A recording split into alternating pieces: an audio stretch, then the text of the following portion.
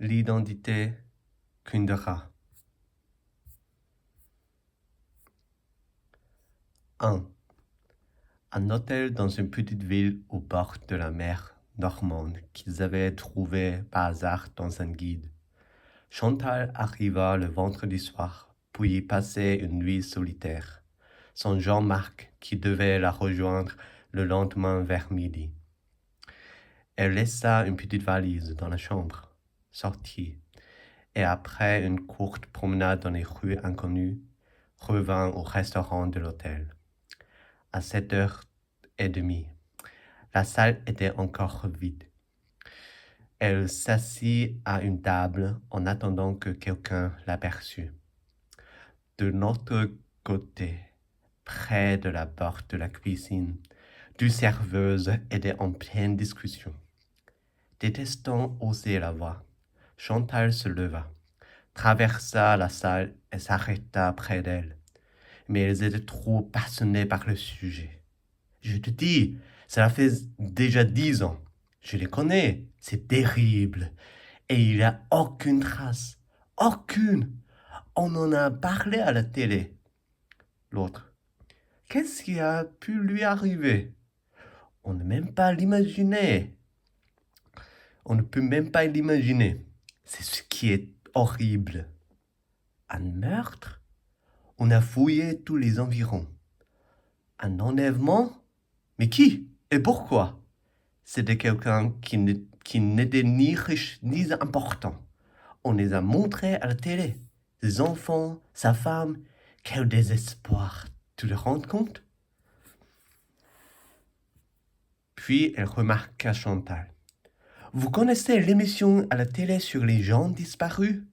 Perdus de vue, ça s'appelle. Oui, dit Chantal. Peut-être que vous avez vu ce qui est arrivé à la famille Bordieu. Ils sont d'ici.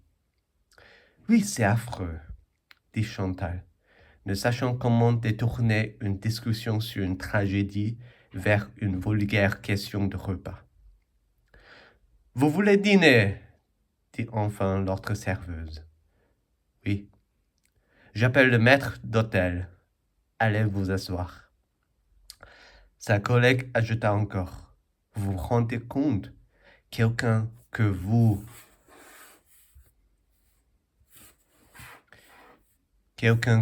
aimez disparaît et vous ne saurez jamais ce qui lui est arrivé. C'est à devenir fou. Chantal retourna à sa table. Le maître d'hôtel vint au bout de 5 minutes.